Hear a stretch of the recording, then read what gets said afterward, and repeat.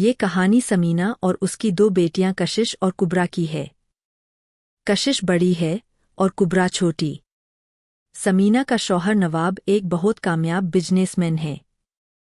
اس کے کئی کارخانے ہیں، کچھ اپنے ہی شہر میں کچھ دوسرے شہر میں۔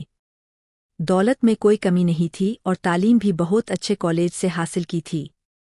وہیں سمینا نواب سے کم پڑھی لکھی تھی، کسی اسکول میں سائنس کی ٹیچر تھی۔ جب سمینا کی شادی نواب سے طے ہوئی تھی تو اسے لگا تھا کہ اس کی زندگی اب اور سنور جائے گی، کیونکہ نواب اسے بہت سلجھے ہوئے انسان لگے۔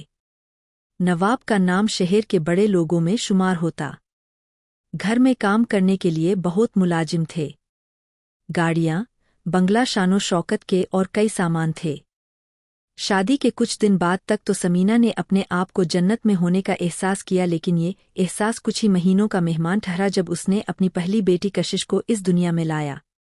سماج کا ایک حصہ بہت خوفناک سوچ کا مالک آج بھی ہے، اور وہ حصہ مردوں کا کہلاتا جس کی سوچ کا خامیازہ سماج کا دوسرا حصہ بھوگتا ہے، اور وہ حصہ عورتوں کا کہلاتا ہے۔ اسی خوفناک سوچ کا مالک نواب بھی تھا۔ لڑکی کے آنے کی خبر سن کر اس کے چہرے کی رنگت جا چکی تھی۔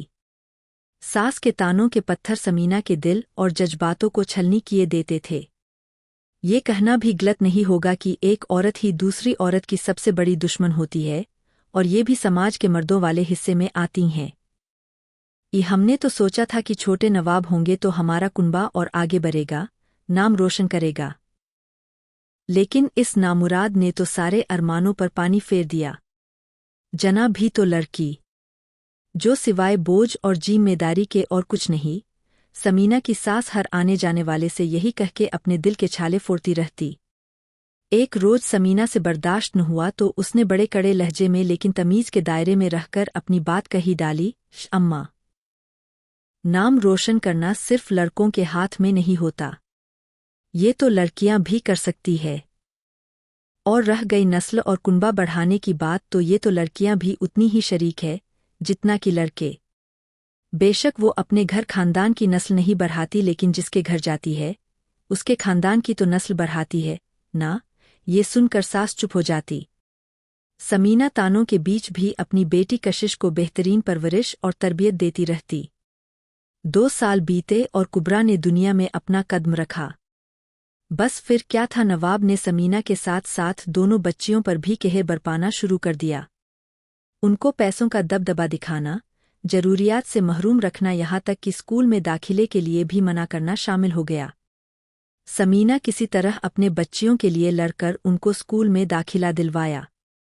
بچیاں ذہین تھیں، اسکولی تعلیم کے ساتھ ساتھ تربیت اور نام کی ہدایتوں کو بھی عمل میں لاتیں۔ لیکن یہ سلسلہ بہت لمبا چلتا نہ دکھا۔ سمینا کی ساس نے نواب کی دوسری شادی کا فیصلہ کر لیا، اور اس فیصلے میں نواب کی مرضی کو شامل دیکھ سمینا نے اپنے وقار اور اہم کو بنا جلیل کروائے چپ چاپ دونوں بچیوں کو لے کے گھر سے نکل گئی۔ نواب نے ماں کے کہنے پہ دوسری شادی کر لی، اس امید میں کہ لڑکا پیدا ہوگا، اور ہوا بھی یہی۔ شادی کے 1 سال میں ہی انہیں بیٹا ہوا جس کا نام سلطان رکھا گیا۔ گھر میں خوشیوں کی جیسے بارش ہونے لگی۔ وہی سمینا گھر سے نکلنے کے بعد ایک کرائے 2 کمروں کے مکان میں اپنی بیٹیوں کے ساتھ رہنے لگی۔ بیٹیوں کو نیک دل بنانے میں اس نے کوئی کسر نہیں چھوڑی۔ باتوں میں مٹھاس، ہر کسی سے نرمی اور محبت سے پیش آنا، ہر حال میں اوپر والے کا شکر کرنا، اور سب سے بڑی بات کہ ماں باپ کا لحاظ اور احترام کرنا۔ اس نے اپنے بچوں کو کتابوں سے سبق لینے کے ساتھ ساتھ زندگی سے بھی سبق لینا سکھایا۔ جس دن انہیں پتہ چلا کہ ان کے بھائی آیا ہے تو وہ خوشی سے پھولے نہیں سمائیں، لیکن ان کی سوتیلی ماں نے انہیں گھر میں آنے سے منع کر دیا۔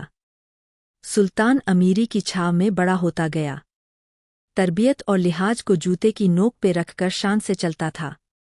اسے لگتا تھا کہ بس زندگی یہی ہے۔ کشش اور کبرا اب بڑی ہو چکی تھیں۔ سمینا اپنے ہی اسکول میں ٹیچر سے پرنسپل ہو گئی۔ اس نے اپنی بچیوں کے ساتھ ساتھ اسکول کے ہر بچے میں بھی خوش اخلاقی اور میٹھا بولنے کی، سچ بولنے کی تعلیم دی۔ اس کا کہنا تھا، اے بچوں، یہ تکلیفیں، زندگی کے اتار چڑھاؤ ہمارے استاد ہے، ان سے گھبرانا نہیں چاہیے۔ موج کے خلاف تیرنا زندگی ہے، اور تبھی آپ اپنا نام اور مقام بنا سکتے ہیں، کیونکہ موج کے ساتھ تو ہر کوئی تیر لیتا ہے۔ इसके साथ तैरने में कोई कुव्वत, कोई ताकत और कोई हिकमत नहीं लगती। हमें ये मौज के खिलाफ तैरना ही हिम्मत देता है, और ताकत भी। वक्त गुजरता गया। कशिश और कुबरा कॉलेज में पढ़ने लगीं। अपनी सहेलियों से बड़े फक्र से अपनी माँ का तारुफ कराती और कहती कि अपने घर के हम 3 मर्द हैं, जो औरत के रूप में है।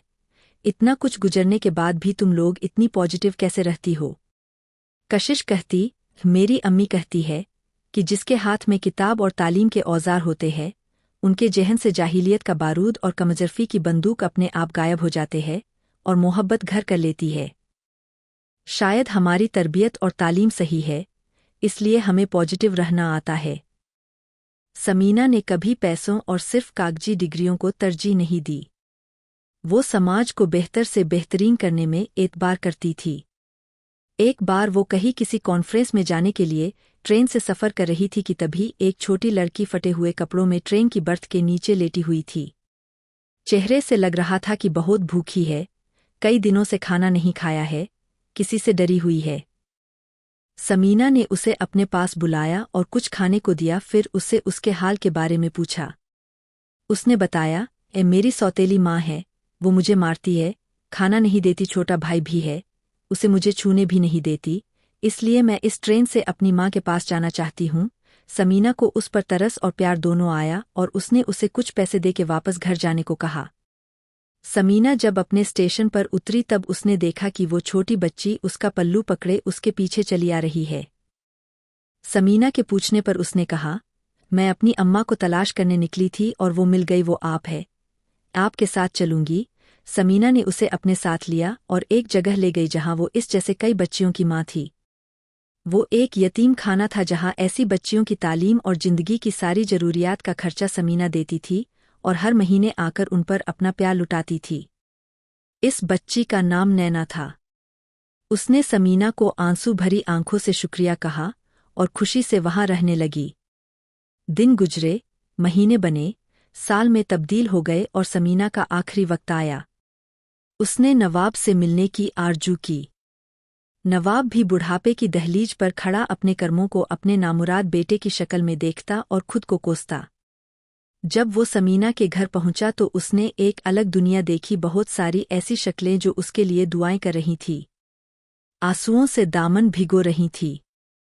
और ये शहर के पैसे वाले लोग नहीं थे, बल्कि वो थे जो सचमुच समीना से मोहब्बत करते थे। उसकी बेटियां, उसकी यतीम बेटियां जिसको अपनी ममता को चैन दी, जीने के लिए तालीम का सहारा दिया और सोचने के लिए इल्म की पुख्तगी दी, एक सच्चे इंसान होने की मिसाल कायम कर गई समीना। वहां नवाब ने ये जाना कि पैसों से आप कुछ नहीं खरीद सकते। एक ऐसा लम्हा भी नहीं जो उसने समीना के पास पाया। वो पैसे वाला गरीब था। उसके जैसी गुर्बत आज समाज में बहुतों के पास है। वही हम अपनी अगली नस्ल में पहुंचा रहे हैं। आज की नस्लों को हमने एक ही चीज सिखाई, वो है फायदा। और ये इसलिए हो रहा है क्योंकि समाज का एक हिस्सा अपनी सोच से लाचार है, क्योंकि शायद उसने भी यही परवरिश पाई है। आज हमने अपनी नस्लों का रिश्ता किताब से अलग करके टेक्नोलॉजी से जोड़ दिया, जो सिर्फ मतलब की बात समझ सकते हैं। समीना जैसी औरतें भी है और कल्पना चावला जैसी भी है। किसी का नाम दर्ज है तो किसी का नहीं, लेकिन अपने अपने इरादों के आसमान तक पहुंचती है।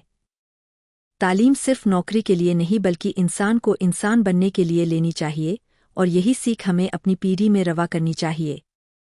अगर आपको ये कहानी पसंद आए तो प्लीज़ लाइक, शेयर और सब्सक्राइब जरूर करें।